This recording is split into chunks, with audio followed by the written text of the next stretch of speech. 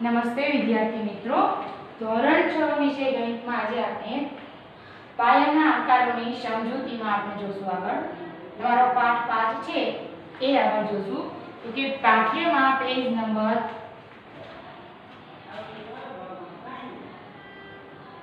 87 એટલે કે 86 પર તમને આપેલું છે પાયાના આકારોની સમજૂતી. એમાં જુઓ, પહેલું જ તમને કીધું છે રેખાખંડનું માપન. સ્વાધ્યાય ચાલુ નથી કે હું કઈ રીતે લખવાનું એ બધું હું કહીશ. રેખાખંડનું માપન, કોઈ પણ રેખાખંડ છે એનું માપન કઈ રીતે કરવું એ કહે છે. હવે ધારો કે તમને ખબર છે કે રેખાખંડ છે અહીંયાથી લઈ આ A B પોઈન્ટ, આ એક રેખાખંડ જે મેં દોર્યો છે એનું માપન તમને ખબર છે કે પહેલું બિંદુ છે અહીંયાથી અંત્ય બિંદુ સુધીનું માપ એટલે એની લંબાઈ થઈ ગઈ. આ રેખાખંડની શું થઈ ગઈ? લંબાઈ. હવે અંદાજિત તમે વિચારો કે ધારો કે મેં અહીંયા દોર્યું છે આ રીતે, તો કે અંદાજિત તમે માપ જોવો ને તો આ બંને રેખાખંડ તમને લાગે સરખા, પણ એમાં જરા તો ડિફરન્સ આવે જ્યારે તમે એને સ્કેલ વડે માપન કરો ત્યારે. સ્કેલમાં તમે બે રીતે માપ કરી શકો. એક તો દ્વિભાજક, તમારી બુકમાં જે માહિતી આપી છે એમાં હું તમને સમજાવું છું, પછી આપણે સ્વાધ્યાય કરશું એટલે સમજાઈ જશે આમાં કેવા દાખલા કરવાના છે. કે તમને દ્વિભાજક આપ્યું છે, જે પરિકર ટાઈપ તમારા કંપાસમાં આવે ને બીજું, એને શું કહેવાય? દ્વિભાજક. તો કે કોઈ પણ રેખાખંડનું માપ તમારે જ્યારે કરવું હોય ત્યારે દ્વિભાજકનો ઉપયોગ કરીને પણ તમે કરી શકો. દ્વિભાજક અને સાથે સ્કેલ, એટલે એના દ્વારા તમારું કોઈ પણ રેખાખંડનું માપ છે એ કેવું આવે? પરફેક્ટ આવે. હવે એક વસ્તુ ખબર છે કે રેખાખંડની લંબાઈ માપપટ્ટીથી માપી શકાય છે. તો રેખાખંડનું ચોક્કસ માપન કરવા દ્વિભાજક અને માપપટ્ટીનો ઉપયોગ છે એ વધુ ચોક્કસ માપ આપે છે. બંને વસ્તુ લ્યો, દ્વિભાજક અને માપપટ્ટી, એટલે તમારે પરફેક્ટ માપ આવે. તમારો જે અહીંયા રેખાખંડ છે, આપણો દ્વિભાજક આપણે ખોલી અને અહીંયા રાખીએ એટલે આપણને આ બંને પોઈન્ટનો માપ આવી જાય દ્વિભાજકમાં. પછી એ દ્વિભાજકનો ઉપયોગ તમે સ્કેલ ઉપર રાખો. તમારી સ્કેલ છે ન્યાય દ્વિભાજક રાખી. હવે ધારો કે અહીંયાથી લઈ અહીંયા માપ આવ્યું તમારું, આ એરો છે ન્યા માપ સુધીનું આવ્યું, તો તમે કહી શકો કે 3 સેમી છે. ત્યાર પછી કદાચ અહીંયા આવ્યું છે તો કે તમને ખબર છે કે એક ખાનું એટલે 0.1 સેમી ગણાય. કારણ કે 10 સેમીની સ્કેલ હોય, કદાચ કે 10 સેમી હોય, કુલ 10 ભાગમાં વિભાજિત થઈ જાય. અંદરના ખાના છે એને 10 ખાના ગણીને ગણો એટલે કે 0.1 સેમી ઉમેરતા જવાનું થાય.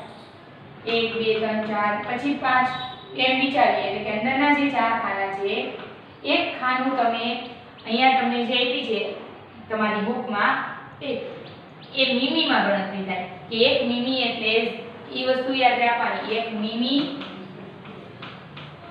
એટલે 0.1 સેમી. પછી છે 2 મીમી હોય તો 0.2 સેમી. માપપટ્ટીમાં તમને માપતા આવડે છે કઈ રીતે માપવાનું થાય. હવે અહીંયાથી તમે વિચારો કે અહીંયા જો એરો આવ્યો છે તો કેવી રીતે માપશો? તો કે 3 પછી કેટલા છે? 1 2 3 એટલે કે 3.1 સેમી થાય. જે છે 3 પછી નહીં એટલે કે અહીંયા જો કોઈ જોઈએ, સોરી 3.1 2 ને 3 સેમી. અહીંયા હોત તો 1 સેમી, અહીંયા હોત તો 2 સેમી, અહીંયા 3, અહીંયા 4, એ રીતે થાય. અહીંયા પહોંચે એટલે 4 5 થી પછી ગણતરી તમારી જો હોય, ધારો કે અહીંયા આવ્યું દ્વિભાજક, અહીંયા હોય, અહીંયા તો 5 આવશે, પરંતુ અહીંયા હોય તો 5.2 સેમી. માપન કરતા તમને આવડે જ છે. આ તો હું જસ્ટ યાદ કરાવું તમને કઈ રીતે સ્કેલમાં માપ કરી શકો તમે. કારણ કે દ્વિભાજક છે એની લંબાઈ માપી હોય ને એટલે પરફેક્ટ લંબાઈ ચોક્કસ માપન કરવા માટે સ્કેલનો ઉપયોગ કરવો પડે. બીજું કે છે કે માત્ર અવલોકનથી રેખાખંડની લંબાઈનું અનુમાન ન થઈ શકે. તમને સામે બે રેખાખંડ આપી ગયા, અહીંયાથી અહીંયા આપ્યો છે, બીજો મેં અહીંયા આપ્યો છે, તો બંને રેખાખંડને જોઈને તમને એવું લાગે કે બંને સેમ છે, પણ ના, બંનેનું માપ છે ને અલગ અલગ હોય છે. રેખાખંડના માપમાં માપપટ્ટીની વધુ પડતી જાડાઈ ખોટું માપ આપે. વળી આપણી આંખ પણ શું થઈ જાય? લંબ દિશામાં રાખી માપન કરે એ જરૂરી છે. એક વસ્તુ કે છે કે સ્કેલ વડે તમે માપન કરતા હોય ત્યારે પણ તમારે કદાચ ક્યારેક આડાઅવળું થઈ જાય. સ્કેલમાં જાડી મોટી હોય તો એના આધારે તમે જોવા જાઓ તો પણ ક્યારેક માપમાં આડાઅવળું થઈ જાય. એટલે કે છે કે જો દ્વિભાજક હોય તો દ્વિભાજકના બે ખૂણા રાખીને તમે માપન પછી કરો સ્કેલમાં તો ઈ માપન કેવું આવે? પરફેક્ટ આવે. આટલું તમારે શીખવાનું. હવે તમારે જોવાનું છે તો કે પાછળ જુઓ સ્વાધ્યાય તમારું આપેલું છે 5.1. સ્વાધ્યાય 5.1 નો પહેલો દાખલો એમ કહે છે એ તમારે બાકી બુકમાં લખવાનું નથી, પરંતુ એ શું કહે છે તો કે માત્ર નિરીક્ષણ કરી રેખાખંડોની સરખામણી કરવામાં કયો ગેરલાભ થાય એ જોવાનું છે. હવે એમ કહે છે જો અનુમાન કરેલી વસ્તુ કેટલીક વાર શું થઈ જાય? ખોટું પડી જાય. હું અહીંયા બે રેખાખંડ દોરું છું, એની લંબાઈ સરખી તમે કરી શકો અંદાજે. તમારી રફ બુકમાં તમારે આ કરવાનું. બે રેખાખંડ દોરવાના. ચલો આ મેં દોર્યો AB, બીજો રેખાખંડ મેં અહીંયા દોર્યો CD. હવે તમારે શું કરવાનું? બંને રેખાખંડ અંદાજિત તો તમે સરખા દોર્યા એવું લાગે છે. પછી તમારે સ્કેલ લઈને માપવાનું અને જોવાનું કે બંનેના માપ કેવા આવે છે તો કે અલગ અલગ આવશે. હા, તમે જો ક્યારેક આપણાથી બની જાય કે અહીંયાથી આપણે જો અહીંયાથી આ લીટો દોર્યો છે તો હવે અહીંયાથી દોરું નીચે બીજો તો તમને એવું લાગે કે આ બંને સરખા છે. પણ પોઈન્ટનો પણ ડિફરન્સ જરા આગળ વહી જાય તો પોઈન્ટનો ડિફરન્સ આવી જાય. એટલે કહે છે કે કોઈ પણ તમે બે રેખાખંડ દોરેલા હોય સરખા હોઈ શકે, એવું નહીં કે ન હોઈ શકે, પણ તમે એને અંદાજિત અનુમાન કરીને એમ ન કહી શકો કે આ સરખા છે. ક્યારે શકાશે તો કે અહીંયાથી લઈને મેં અહીંયા દોર્યું છે તો એની નીચે બીજો છે એટલે તમે આમનું માપ જોઈને કહો સરખું છે. પણ અહીંયા એક દોર્યો છે મેં બીજો દોર્યો છે તો તમે બંને જોઈ અનુમાન ન કરી શકો કે રેખાખંડનું માપ છે એ કેવું છે? સરખું છે. એને આપણે માપન વગર કહી શકીએ નહીં. બીજો પ્રશ્ન એમ પૂછ્યો છે કે રેખાખંડની લંબાઈ માપવા માટે માપપટ્ટી કરતાં દ્વિભાજક શા માટે વધુ ઉપયોગી છે?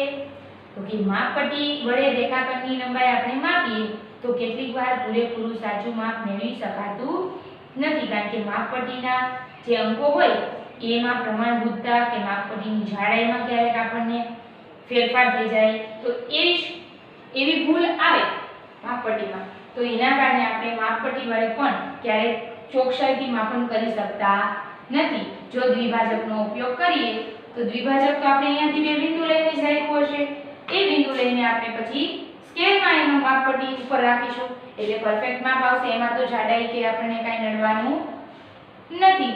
એટલે કે દ્વિભાજક વડે આપણે ચોક્કસ માપ કરી શકીએ છીએ. તમારી પાઠ્યમાં દ્વિભાજકનું ચિત્ર પણ આપ્યું છે, જોઈ લેજો. પરિકર જેવું જ હોય છે, પરંતુ પરિકરમાં એક અણી હોય છે, આમાં બે અણીવાળું હોય છે, બે ભાગ. સમજાય? હવે ત્યાર પછી ત્રીજો દાખલો છે કે જે આપણે લખવાનો રહેશે. તો કે શું કીધું છે ત્રીજા દાખલામાં? કોઈ રેખાખંડ દોરી તેને AB કહો. પછી પૂછે છે કે કોઈ બિંદુ C ને A અને B વચ્ચે રેખાખંડ પર દર્શાવો. AB + BC અને AC ની લંબાઈ માપો. શું તમને AB રેખાખંડ બરાબર AC + CD મળે છે કે નહીં એ આપણે જોવાનું છે. કે ધારો કે તમને કોઈ રેખાખંડ, પહેલા હું એકદમ સમજાવી દઉં પછી આપણે કહીએ કઈ રીતે લખવાનું. કે કોઈ રેખાખંડ દોર્યો મેં અહીંયા, દાખલા નંબર 3. AB રેખાખંડ દોરો. પછી એમ કીધું છે કે C બિંદુ દોરવાનું છે અને C બિંદુ ધારો કે મેં અહીંયા દોર્યું છે. તો સાબિત શું કરવાનું છે પ્રશ્નમાં? કે AB છે એને બરાબર અંદરના જે બે ભાગ બન્યા AC + CD થાય છે કે નહીં, કે આ બંનેનું જે સરવાળો છે એ આ બંને જેટલો થાય કે નહીં એ આપણે સાબિત કરવાનું છે. તો કે થાય. જુઓ, ધારો કે આપણે લઈએ કે રેખાખંડ AB બરાબર AC + CD. તો અહીંયા મેં ધારો કે માપ લીધેલું છે 3 સેમી નું માપ. પછી તો કે અહીંયાથી અહીંનું માપ આવ્યું 2 સેમી. તો કુલ કેટલું થવું જોઈએ? 5 સેમી હોય, આપણે 5 સેમી નો રેખાખંડ લીધો, પછી તમે એ સી બિંદુ છે એ કોઈ પણ જગ્યાએ દોરો, અહીંયા દોરો તો આ માપ થશે 2 સેમી, કદાચ આ માપ થાય 3 સેમી. તો પછી તમે જ્યારે એનો સરવાળો કરો કે રેખાખંડ AB બરાબર AC વત્તા BC અથવા તો CB, તો AC છે 3 અને BC છે 2, એટલે 3 વત્તા 2 કેટલું આવે? 5 સેમી. તો AB રેખાખંડનું માપ આવ્યું કેટલું? 5 સેમી. એનો મતલબ એમ કહી શકીએ કે જેથી AB બરાબર AC CB અને 5 સેમી માપ મળે છે. અહીંયા સાબિત થઈ ગયું, જેથી આપણે કહી શકીએ કે AB છે, અહીંયા AB તો આપણે 5 સેમી જ લીધું છે. તમે જે સ્કેલ પટ્ટી હતી દોરો, આ ટાઈમે હું એમ નથી કહેતી કે 5 સેમી નું દોરો, પણ આપણે એમાં ધારવાનું છે કે ધારો કે મેં 5 સેમી ની લીધી છે રેખાખંડ AB. હવે 5 સેમી નો રેખાખંડ મેં અહીંયા બીજું ઉદાહરણ લઉં, 6 સેમી નું મેં રેખાખંડ લીધો, કયો? AB. હવે ધારો કે મેં કોઈ બિંદુ અહીંયા લીધું C, તો C બિંદુ એટલે કે AC થી માપ લઈ ત્યાર પછી CB નું માપ જે છે એ બંનેનો સરવાળો 6 થવો જોઈએ. તો અહીંયાથી તમે માપશો એટલે કાંઈ તમારે માપ આવશે. ધારો કે આવ્યું 2 સેમી. હવે અહીંયાથી લઈને અહીંયાનું માપ આવ્યું તમારે 4 સેમી. તમે સ્કેલ પટ્ટીથી જ્યારે માપો ત્યારે ખબર પડી જાય કે 4 સેમી માપ આવ્યું. તો હવે તમે જોશો કે આ બંનેનો સરવાળો કેટલો થાય? તો કે 6 સેમી. તો આવી ગયો 6 સેમી તમારો જવાબ. એનો મતલબ સાબિત થયું કે જે કુલ રેખાખંડનું માપ છે એ એના અંદરના જે બે ભાગ છે AC અને CB એ બંનેનો સરવાળો થાય છે. તો આના ઉપરથી આપણે સાબિત કરી શકીએ જેથી AB બરાબર AC વત્તા CB છે.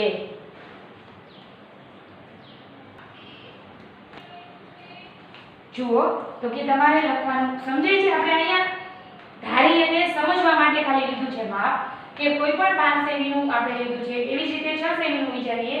સમજવાનું એટલું કે તમને ક્યારેક માપ આપ્યું હોય કોઈ પણ રેખાખંડનું, ત્યારે તમને કોઈ એક માપ અહીંયા શોધવાનું કહે તો તમે આસાનીથી કહી શકો કે આખું માપ જો 5 સેમી છે અને આટલું માપ 3 સેમી તમને આપ્યું છે, એનો મતલબ કે આ જે માપ છે એ કેટલું હશે? તો કે 5 સેમીમાંથી 3 સેમી તમે બાદ કરો એટલે તમને મળે 2 સેમી. તો એટલું માપ કેટલું હશે? 2 સેમીનું.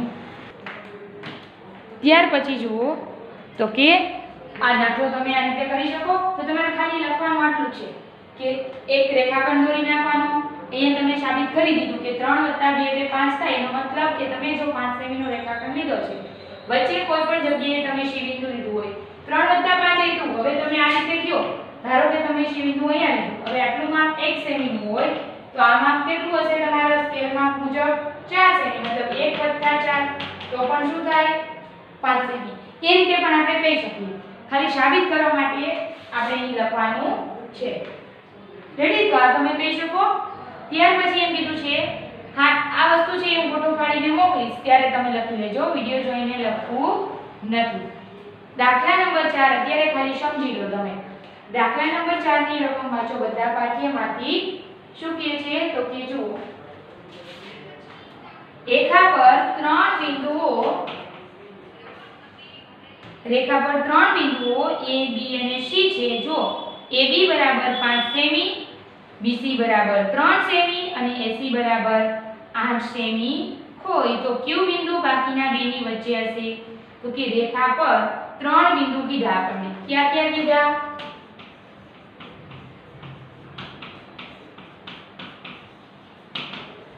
બિંદુ A, B અને C. 3 બિંદુઓ લેવાના છે, પરંતુ જેના માપ આપ્યા છે અનુક્રમે કેવા છે? તો કે જેના માપ અહીંયા લખીએ આપણે A, B બરાબર કેટલા છે? તો કે AB બરાબર 5 સેમી. જે રેખાખંડ AB છે એનું માપ છે 5 સેમી. BC નું માપ છે કેટલું આપ્યું છે? BC નું માપ 3 સેમી. અને AC નું માપ આવ્યું છે 8 સેમી. તો હવે તમે માપ ઉપરથી કહી શકશો કે કયું બિંદુ કેની વચ્ચે આવેલું હશે? કહી શકો? ધારો કે હવે તમે AC આપ્યું છે 8 સેમી, એટલે તમે ન કહી શકો કે અહીંયા તમે જે રેખાખંડ દોરશો એ આ રીતે થશે.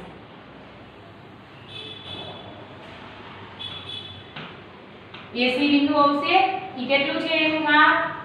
8 સેમી. પછી ત્યાર પછી કયું બિંદુ વચ્ચે આવશે? તો કે B બિંદુ વચ્ચે આવશે. શું કામ? આના માપ ઉપરથી આપણે કહી શકીએ કે B બિંદુ ક્યાં આવશે? વચ્ચે. પરંતુ કેની નજીક આવશે? A ની કે C ની? તો કે AB નું માપ કેટલું છે? 5. BC નું ઓછું છે, મતલબ એ B બિંદુ C બિંદુની નજીક અહીંયા હોય શકે. કહી શકીએ માપ ઉપરથી આપણે કહી શકીએ કે કયું બિંદુ ક્યાં હશે? તો કે AB નું માપ કેટલું કીધું? 5. એવી જ રીતે BC નું માપ 3. કારણ કે આપણને ખબર છે, આપણે જે સાબિત કર્યું હતું કે AC બરાબર, જે આપણે આગળ સાબિત કર્યું કે AC બરાબર AB પ્લસ BC થાય. AC બરાબર AB પ્લસ BC થાય રેખાખંડ. તો AB નું માપ કેટલું છે? 5. BC નું 3. તો 8 સેમી આવી ગયું. આપણે AC નું માપ 8 સેમી આપ્યું છે ને, તો એ સાબિત થાય છે અહીંયા. એનો મતલબ છે કે B બિંદુ છે એ અને C ની વચ્ચે હશે. ક્યાં હશે? તો કે C ની નજીક હશે, કારણ કે BC નું માપ કેવું છે?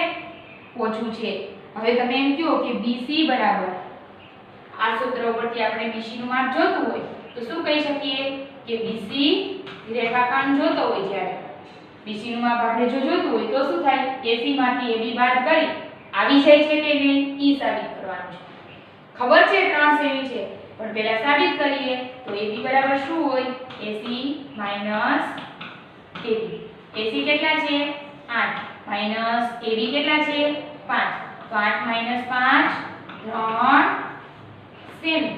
મતલબ એ પણ સાબિત થઈ ગયું તમારું. BC કેટલું આવ્યું? 3 સેમી. જેથી કરીને આપણે કહી શકીએ કે AC બરાબર AB વત્તા BC અહીંયા બને છે. એમાં B બિંદુ ક્યાં હશે? વચ્ચે આવશે. બિંદુ B વચ્ચે આવશે. આકૃતિ અત્યારે મેં તમને દોરી છે એટલે તમને દેખાય છે કે B બિંદુ વચ્ચે આવશે, પણ તમને એમને સમજવાનું છે જે માપ આપ્યા છે એના ઉપરથી કે બિંદુ ક્યાં આવશે. આકૃતિ તો ખબર જ છે આપણને, તમે દોરી શકશો એના ઉપરથી. સમજવા માટે આકૃતિ આપેલી છે નહીં, ખાલી માપ આપેલા છે. તો માપ ઉપરથી પહેલા તમારે આ સૂત્ર જે છે આપણું કે આખું જે હોય માપ, મોટું માપ, એ આ બંનેનો સરવાળો છે? તો કે હા છે. AC બરાબર 8 આવ્યા, મતલબ છે. તો હવે તો કે BC બરાબર 3 આપ્યા છે, એ પણ સાબિત કરો. અથવા AB બરાબર 5 છે, તો 8 - 3 કરો એટલે કે 5 થઈ. તો એ પણ સાબિત થાય છે. તો એનો મતલબ થયો કે અહીં AC બરાબર AB વત્તા BC છે, એટલા માટે B બિંદુ ક્યાં હશે? વચ્ચે આવેલું હશે. સમજાઈ ગયું? રેડી? આ રીતે ખાલી આપણે સાબિત કરવાનું છે. ત્યાર પછી દાખલા નંબર 5 સાથે નથી લખવાનું, સમજી લ્યો. વિડિયો જોઈને હોમવર્કમાં ફોટો પાડીને મોકલીશ ત્યારે લખી નાખશો. તો દાખલા નંબર 5 રકમ વાંચો બધા.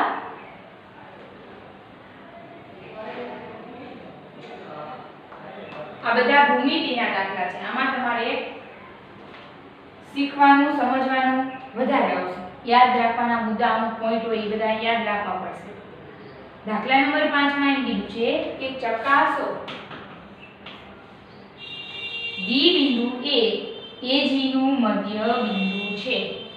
તમને અહીં જે આકૃતિ આપી છે એ આકૃતિ ઉપરથી ચેક કરવાનું છે કે D બિંદુ છે એ AG નું મધ્ય બિંદુ છે કે નહીં. તો કે અહીંયાથી લઈ આ રીતે આકૃતિ આપી છે તમને 0 1 2 3 4 5 6 7. હવે અહીંયા A પાસે એક પાસે A બિંદુ છે, B બિંદુ છે, C D E F G. કુલ તમને આ રીતે આકૃતિ આપી છે. એમાં તમારે સાબિત કરવાનું શું છે તો કે બિંદુ ડી છે ને એ A અને G નું મધ્ય બિંદુ છે. એ અહીંયા છે, G અહીંયા છે. તો આનું મધ્ય બિંદુ છે જે છે એ આ D છે કે નહીં એ આપણે જોવાનું. આકૃતિ જોઈને તમે કહી દેશો કે હા એ મધ્ય બિંદુ છે. શું કામ તો કે અહીંયાથી લઈને અહીંનું માપ જે છે એટલું જ માપ અહીંનું છે. બે સાઈડ સરખું માપ છે એટલે વચ્ચેનો ભાગ એનું મધ્ય બિંદુ આવે કે ન આવે? આવી શકે. પણ સાબિત કઈ રીતે કરશું લખીને તો કે અહીંયા આપણે AD અને DG શોધવું જોશે. આટલું માપ શોધવું જોશે અહીંયાથી લઈ અને અહીંયા સુધીનું માપ. એવી જ રીતે આ બાજુથી લઈ આટલું. તો આ બંને માપ આપણને મળી જાય એટલે ખબર પડી જાય કે આ મધ્ય બિંદુ છે કે નહીં. પડી જાય ખબર. તો અહીંયા આપણે જે 1 સેમીનું માપ લેવાનું. આ 1 સેમી 2 સેમી 3 સેમી અંતર ગણવાનું. તો એ મુજબ જ્યારે આપણે ગણતરી કરીએ પહેલા આપણે શોધીએ. અહીં રેખાખંડ AD અને AG નું માપ શોધવું પડે. તો પહેલા આપણે AD નું માપ શોધીએ. તો AD બરાબર શું થશે? AD બરાબર શું થશે તો કે AB BC CD મતલબ AB વત્તા BC વત્તા CD. તો કુલ સરવાળો કેટલો થશે? 1 સેમી છે 1 વત્તા 1 વત્તા 1 3 થશે. કુલ 1 સેમીનું માપ છે તો 3 સેમી થશે. એવી જ રીતે DG એને બરાબર શું થશે? DE વત્તા EF પ્લસ FG. તો DE કેટલું? 1 વત્તા 1 વત્તા 1 કુલ કેટલું થશે? 3 સેમી. તો બંનેના માપ કેવા આવ્યા? અહીં તમને AD અને DG નું માપ 3 સેમી મળે છે. મળે છે અહીં બાજુમાં લખું છું. અહીં AD બરાબર DG મળ્યું. બે 3 સેમી સરખું મળ્યું. તેથી અહીંયા તમે આકૃતિમાં જોશો તો તમારો પ્રશ્ન શું છે કે D બિંદુ A AG નું મધ્ય બિંદુ છે. તો એ લખવાનું. તેથી D બિંદુ A રેખાખંડ AG નું મધ્ય બિંદુ છે. કરી શકો સાબિત? તમને જે આકૃતિ આપી છે એમાં જોઈને જ તમને કહી દો કે આ મધ્ય બિંદુ છે. પણ આપણે સાબિત કઈ રીતે કરશું? ભૂમિતિની રીતે. તો કે અહીં આપણે AD અને DG વચ્ચેનું જે માપ છે એ શોધવું પડશે. તો AD નું માપ કઈ રીતે શોધવું? તો કે AB વત્તા BC વત્તા CD. એવી જ રીતે DG નું માપ કઈ રીતે શોધીશું? DE વત્તા EF વત્તા FG. બેયના માપ મળ્યા. બેયના માપ કેવા આવે છે? સરખા આવે છે. એનો મતલબ કે જો બંને ભાગ સરખા આવતા હોય તો એ D છે એ AG નું મધ્ય બિંદુ છે. અહીં તમને ABCD ની જગ્યાએ નામ બીજા આપી દીધા હોત અને આના દાખલો સાબિત કરવાનો કહે તો તમને આવડે? નામકરણ ફરી જાય. ABCD ની જગ્યાએ બીજું આવી જાય. પણ દાખલો તમારે આ રીતે જ કરવાનો થાય. સાબિત આ જ રીતે કરવાનું થાય. હું ફોટો પાડીને મોકલીશ ત્યારે તમારે હોમવર્કમાં લખી લેવાનું રહેશે. અહીંયા સુધી આપણે લખીશું. આગળનું છે નેક્સ્ટ વિડીયોમાં જોશું. અસ્તુ. જય હિન્દ.